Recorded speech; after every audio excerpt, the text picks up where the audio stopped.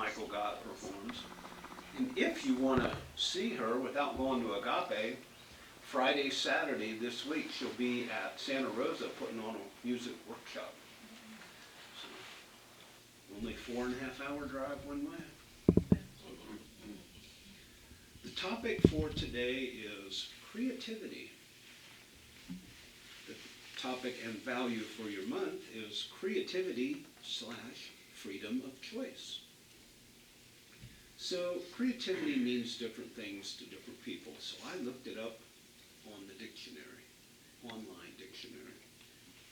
The state or quality of being, the ability to transcend traditional ideas, rules, patterns, relationships, or the like, and to create meaningful new ideas, forms, methods, interpretations, etc.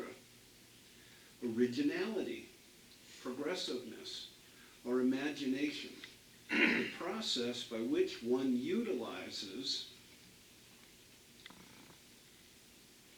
creative ability. Well, you want a perfect example? See Ricky Byers.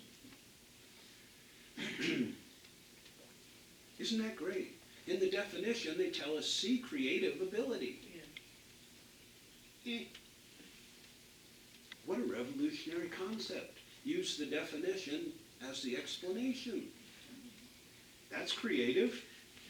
But let's take a closer look at what that was. The state of being, or quality. State or quality of being. Creative. So creativity is a state of being.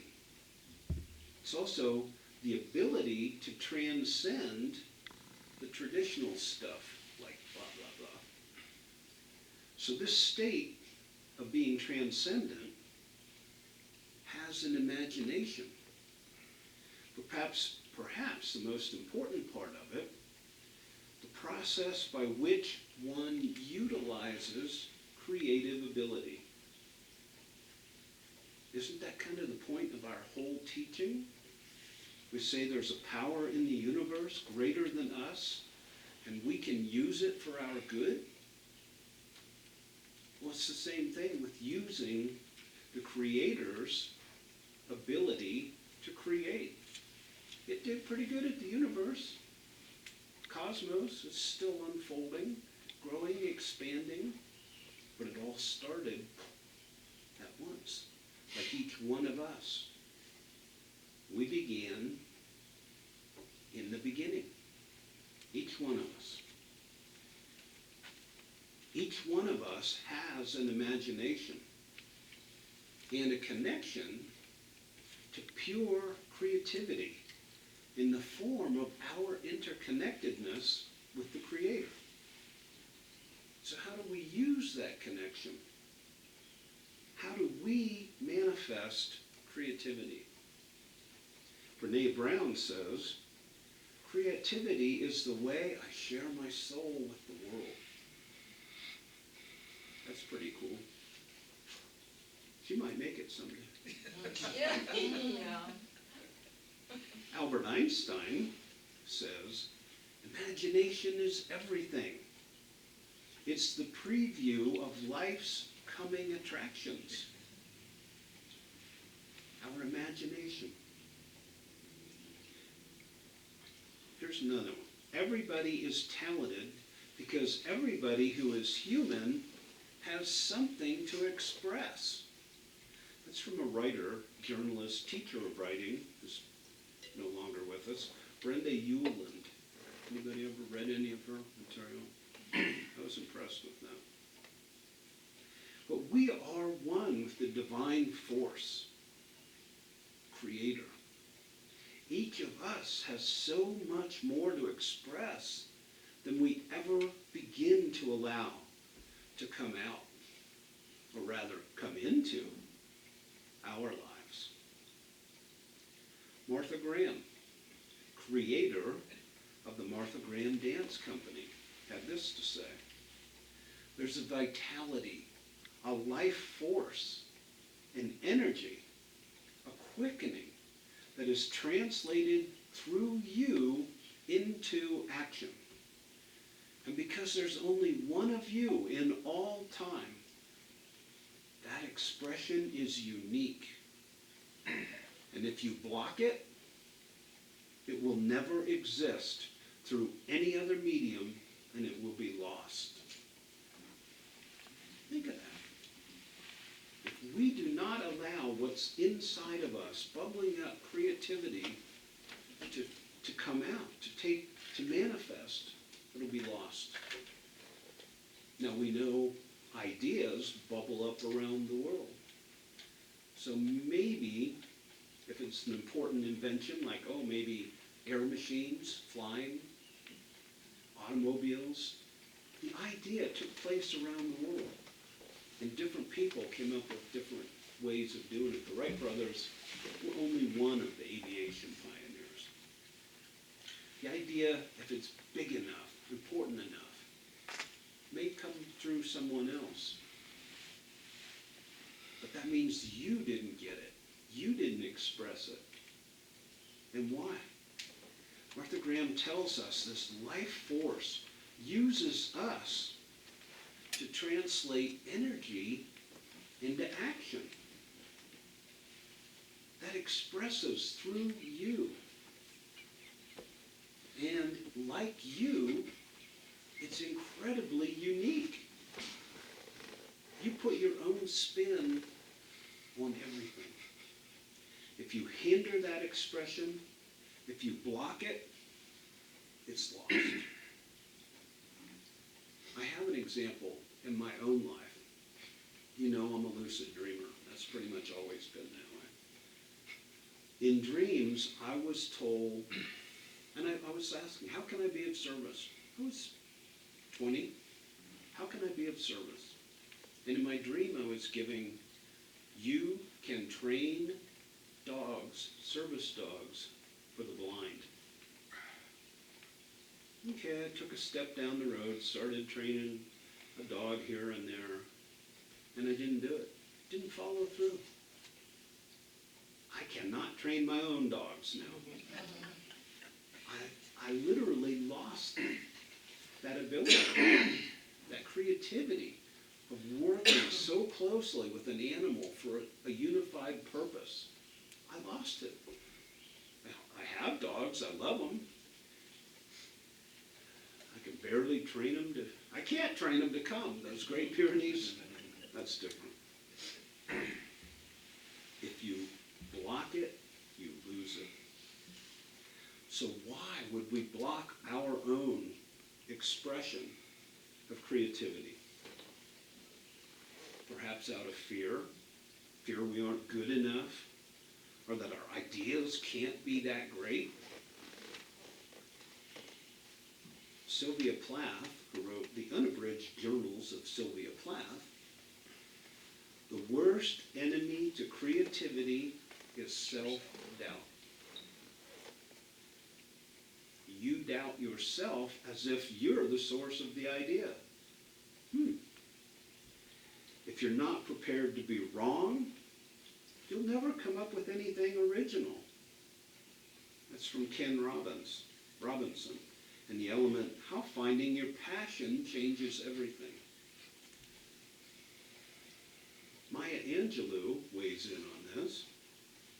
Or perhaps we have a fear that we might use up all our good ideas. You can't use up creativity. The more you use it, the more you have. The more you open that channel to let these ideas flow creatively through you.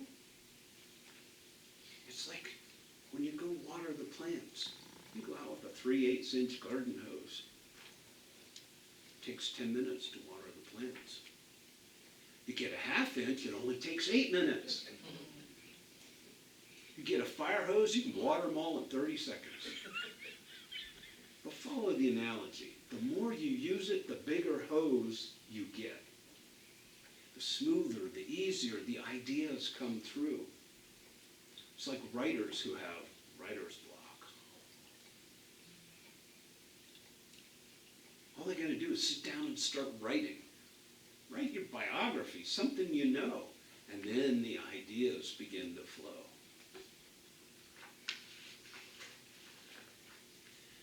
easiest path to overcoming any fear of expressing your creativity is the quick realization that we're simply expressing the creative genius of the creative source of the universe. It's not us, it's source. That's where these ideas come from. It's not our human brains, it's our connection to the infinite divine intelligence. We'll check in on that later, Edmund. You got an interesting look there. So what we now experience, we can cease experiencing if we have the will and the imagination to set our vision in an opposite direction than what we've been doing and hold it. It is the office of the imagination to set the vision. The will should hold it in place until the creative genius of the inner life transform the image of limitation and transmutes it into liberty under the law. And you can tell from that language, that's from Dr. Ernest Holmes in the Science of Mind textbook. That's our main teaching. Also, he says, never limit your view of life based on past experience. The possibility of life is inherent within the capacity to imagine what life is, backed by the power to produce this imagery of divine imagination. Now, I didn't mention it up front, but we always have a book of the month. This one is the most unusual one I've seen in years. It's titled, The Sun Does Shine, How I Found Life and Freedom on Death Row, by Anthony Ray Hinton with an assist from Laura Love Harden. This man spent 30 years on death row for a crime he didn't commit. This book is an extraordinary testament to the power of hope, sustaining itself through the darkest of times. It's this revealing insight of hope, love, belief in justice, and the power of reading by a man who spent 30 years, most of it in solitary confinement, for a crime he didn't commit. I want to read you some of this. I'll try to remember. I interspersed the quotes with some comments, but beginning quote. I had a choice to reach out to these men or to stay in the dark alone. I walked over to my bed and got on my hands and knees. I reached my arm under my bed and felt around through the dust and dirt until the tips of my fingers brushed my Bible. It had been there too long. This man had just lost his mom, but I still had mine. And she wouldn't care for my Bible to be collecting filth. Even here, I could still be me. I wasn't expecting to end 3 years of silence. It was a revelation to realize I wasn't the only man on death row. I was born with the same gift from God we are born with.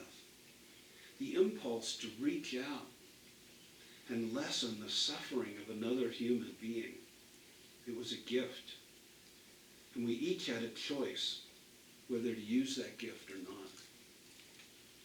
I realized the state of Alabama could steal my future and my freedom, but they couldn't steal my soul or my humanity.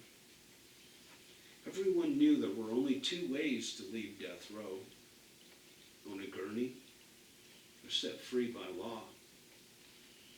I wasn't ready to leave on a gurney, so I started praying at night for my new attorney and for the truth to finally come out. I didn't pray for my release because that wasn't enough. I wanted the truth to come out. I wanted people to know I was innocent. Someday I was going to walk out of here. But until then, I was going to use my mind to travel the world. I had so many places to go, people to see, things to learn. End quote. Whew. No matter what the current condition is, each of us has an ability to create freedom through our thoughts. We can always use our creativity to move out of whatever hell we find ourselves in, whatever we're experiencing. Affirmative prayer allows us to get unstuck and move our consciousness away from the problem and surrender to that which can do the work. Pray with specificity and clarify, knowing exactly what condition you would like to change. That's part of our teaching, part of science of mind treatments. Quote, I could leave the row in my mind, and now I was going to show these guys that they could too. I remember being in school and reading a book about California and getting so lost in it, I swear I could smell the salt water of the ocean. End quote. How can we even begin to describe the hopelessness of sitting on death row for 30 years for a crime you didn't commit, you weren't even aware of? Quote, you have to be burning with an idea or a problem or a wrong that you want to right. If you're not passionate from the start, you'll never stick it out. That's not from the book. That's from a man known as Steve Jobs. He stuck out his ideas. He had the passion, and it changed all our lives. This is me. We can safely assume 30 years is a long time to stick out, to hold the idea of freedom, the idea of addressing a wrong that needs to be righted. Mr. Hinton demonstrated the passion that enabled him to maintain his hope, his expectation that that wrong would be corrected. In Basic Ideas of Science of Mind, I read, sometimes a situation arises where you need an entirely new idea. 30 years on death row, you need a new idea. So I think it's safe to say the situation created the need for Mr. Hinton to create a whole new idea of what his life was. And change your thinking, change your life. That's one of the catchphrases we use all the time. It's very simple, and no matter how many times we've heard it, it still holds true. Change your thinking, change your life. All of us have found ourselves in some circumstance, some condition that we didn't really enjoy. For most of us, it wasn't 30 years in death row. And the easy thing for Ray Hinton would have been to stay angry, to not find a space, to not find a way to move past his hurt, his anger, his despair. He had to find a place within himself of peace, love, service, and compassion so that he could change his life condition.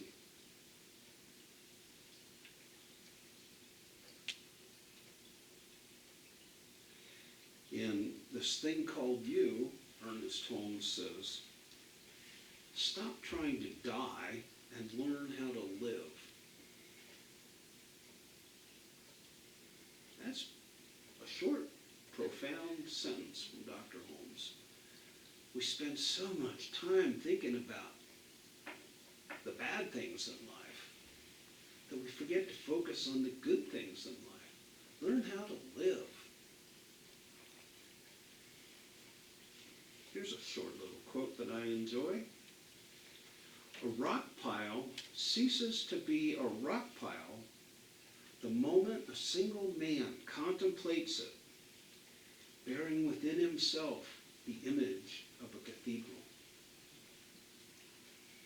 Antoine de Saint-Exupéry. I don't know if I got that close. The Little Prince. So that quote should be familiar to several, many of us. So who have you come here to be? Who have you come here to be? Is your vision of yourself a little more limited than the infinite source's vision of who and what you can be?